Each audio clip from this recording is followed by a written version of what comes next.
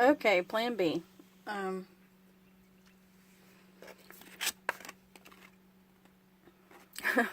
this is the Line Strider deck, and I tried to use it for the whole thing, and it's way too moody.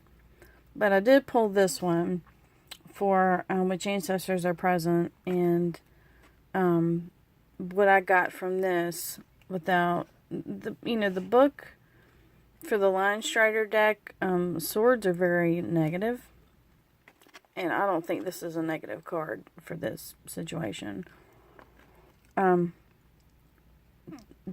Five of Swords, so I think you have 5 ancestors around you, and one is a warrior or a knight of some sort.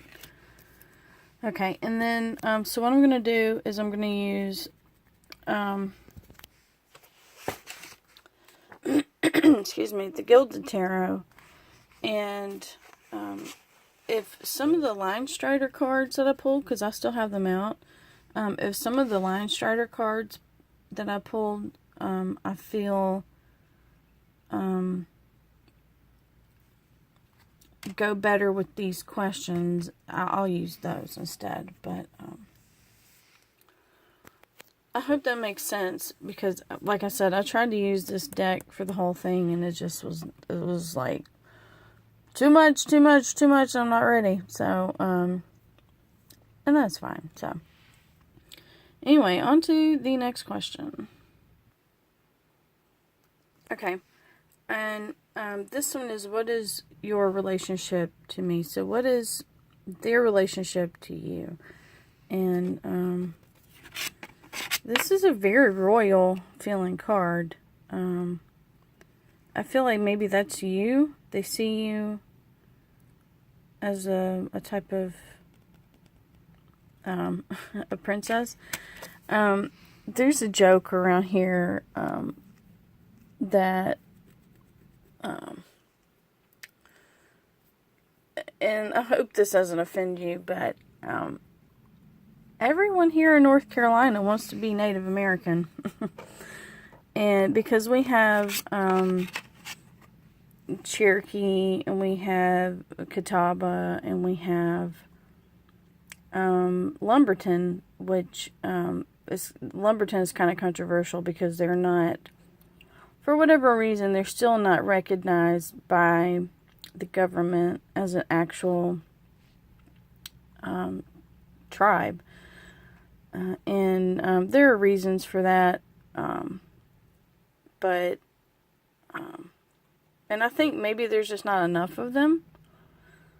And I really don't exactly know, but the joke around here is, if you talk to any girl in Lumberton, she'll say, yeah, I'm, Lumbee, and she could be, blonde hair, blue eyes, and, but then she'll also say, yeah, my great-grandma was a princess, was a Native American princess.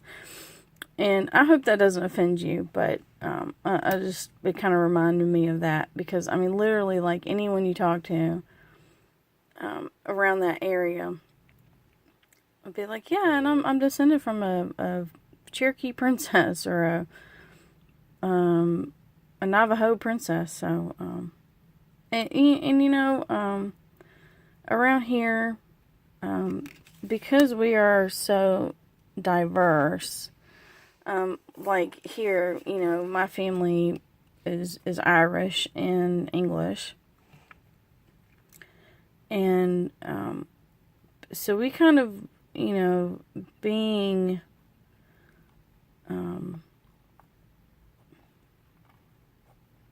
have come to this country, like my boyfriend is Filipino, and he was born in the Philippines, and I'm so jealous of that, because he knows where he comes from, and I have no idea. So a lot of us that are into history and stuff, we kind of wish or hope and cling to our ancestors. But anyway, Sorry I've rambled on, but that just kind of reminded me of and I'm descended from a Navajo princess. And they very well could be. You just have no idea. But you know, I heard it so many times. I was like, yeah, and you're a princess. And they're like, yeah, how'd you know? Like, really? Anyway, so, and I'll read a little bit what the book says. Excuse me. A woman in royal purple rides in a chariot. Instead of horses in forward movement, we see two sphinxes. Sphinxes often symbolize riddles. Their silver and gold represents opposing sides. The woman appears to be driving this motionless vehicle without reins. Yet this is a card of victory. She has control, gained perhaps by strength of will alone, but she has not resolved the riddle of opposing ideas. She has achievement, but not understanding.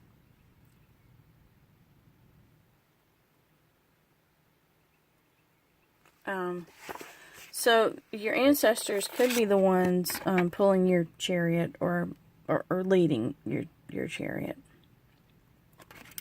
Okay, on to the next question. Okay, and this question is, what gifts have I inherited from you? And from what gifts have I inherited from my ancestors? And already the book is saying you're very wise and knowledgeable. So I'll just touch on what the book says. Of all the queens, the Queen of Swords is perhaps the most intelligent and worldly. Her mind is clear, and her judgment is not clouded by emotion or sentimentality. With her clear gaze and upward pointing sword, this queen is ready to sternly and concisely lead you to victory. In general, this is a very positive card that speaks of a kind of maturity and self-mastery that would serve us all well.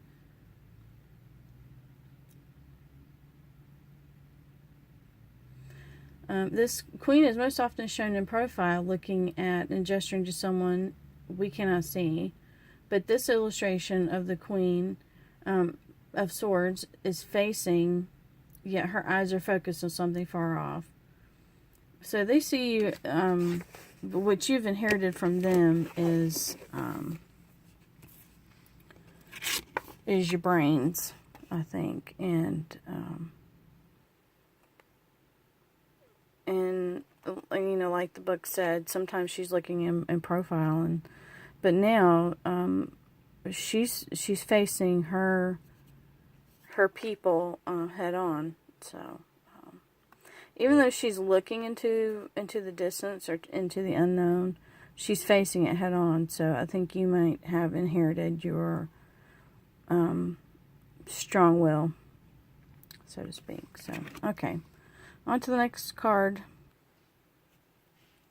Okay, like I said, this is the Lion Strider, and this is Gilded.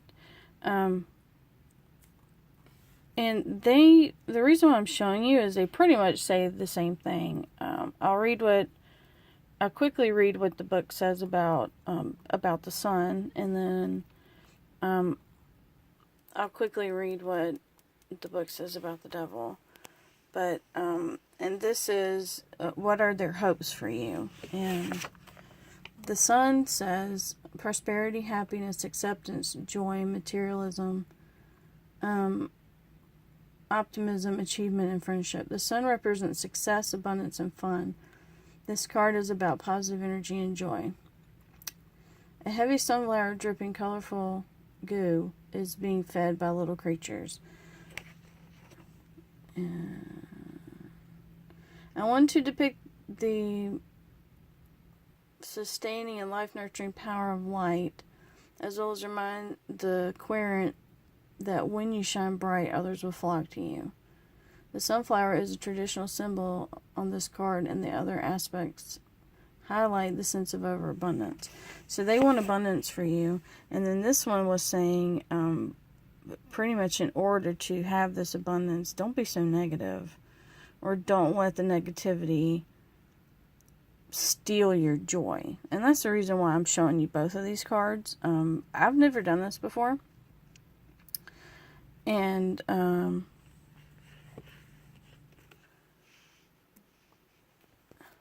that was just you messaging me. So I'll get to you as soon as I finish this. And we got 2 more cards. So, but normally I wouldn't show you both of these cards, and this one kind of scared me at first until I read what the book said. And this is pretty much saying don't let the negativity swallow you whole. And I thought they were pretty much saying the exact same thing about to be happy and abundant. Don't let this negativity bring you down. And I'll read a little bit what the book says. So let me get that book. Hold on. Okay. And the reason why this card kind of put me off a little bit was I have a friend that she also does tarot, but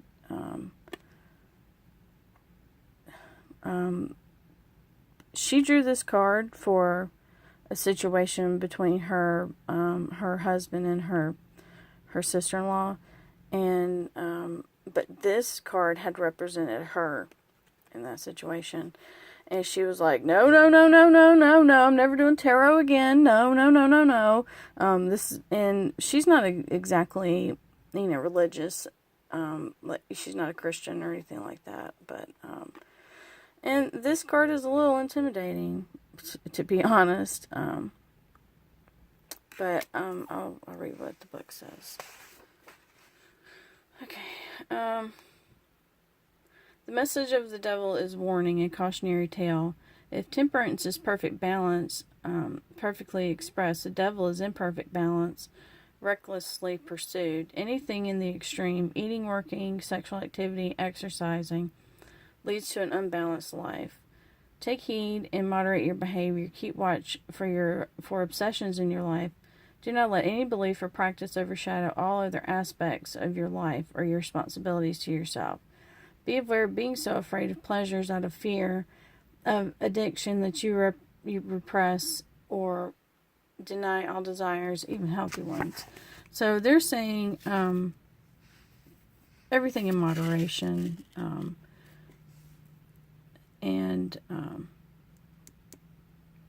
but to keep balance. And if you keep balance, you'll get the joy and you'll get the good stuff. And, bodily pleasures, and I've read that this card can represent bodily pleasures such as like drinking and drugs and sex and whatnot. And a little bit of that is okay, but don't be so afraid of those things that you totally cut yourself off. Your ancestors want you to they want you to live your life to the fullest and enjoy everything. So, okay, on to the next card. Okay. And this card is How Can I Honor My Heritage? And this is the High Priestess. And I totally think that's you. It's totally you. And I think what all of these things are saying is to, in order to connect with your ancestors and your heritage, continue with their practices, and go out in nature. You see, she's got some flowers and excuse me. Ooh. There's a mosquito or something in here, and she's got some cool little thing made out of horns. And the only reason why I'm showing this one is because the Lion Strider deck has said something about when you see this card surrounded by cups, which is so I pulled 6 from the Lion Strider and I pulled 6 from the Gilded. And excuse me. So when it says it said something about when it's surrounded by cups that you have strong intuition. So that's why I'm showing you that one. Let's see what the book says about this. High Priestess is a link to subconscious mind through dreams and symbols. representing wisdom, knowledge, serenity, and understanding. She is the guardian of the unconscious realm. This card appears at times when you should look into your dreams and intuition for guidance. You need to listen and trust your inner voice. There may be areas in your life that you're out of balance and require the wisdom of the unconscious realm. If you see a high priestess surrounded by cup cards in reading, you are fully in the realm of the subconscious and intuitive. If your question is about a problem in your life, a cup and high priestess combo strongly suggested that the issues are in the realm of feelings and people's connections to one another rather than intellect. So anyway.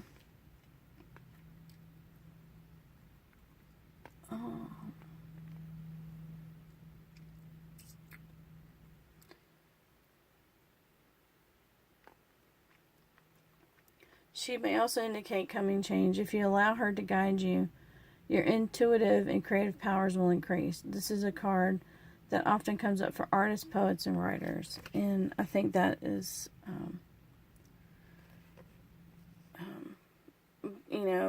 good for what we also do. So, okay, on to the last card. Okay, last card. I pulled the Emperor and the Knight from the other deck. And the only reason I'm showing you this is that this is a healing message from your ancestors. And I was reading the book about the Emperor, and it says you're surrounded by male figures. And so, excuse me. So the Knight is also a male figure. And this card means your passions are moving you forward. Like the Knight going towards the princess or the woman waiting at home. Anyway, so I'm going to read what the book says about the Emperor.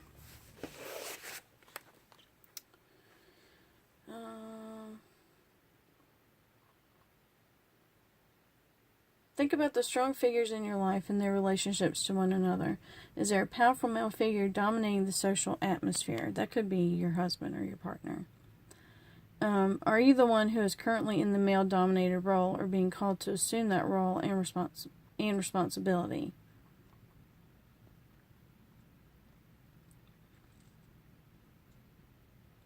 Rigid thinking and over-reliance on worldly knowledge may be impairing your progress and harming your relationships. When the Emperor appears reversed in a reading, that doesn't apply here.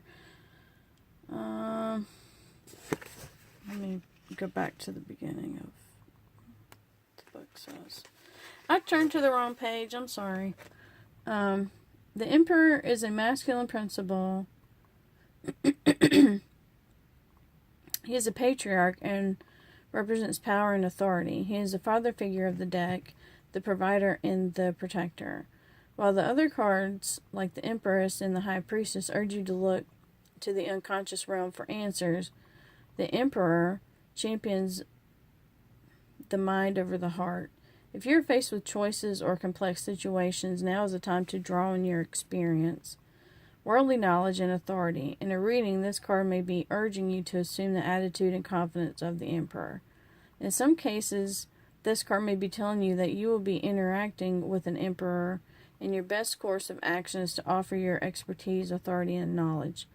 These are the qualities the Emperor respects and values. In a reading, the Emperor often represents a strong, dominant male character in your life. He could be a father, boss, older brother figure, or a teacher who has influenced you in your current path. So, alright, I've talked long enough. So, if this didn't work out for you, which I felt like it was a little chaotic, but this doesn't work out, I'll do you another reading. Like I said, I literally just took this Line Strider deck out the wrapper. And, anyway, so I'm going to upload this and then I'll send it to you. So, alright, I'll talk to you later. Blessed be. Bye.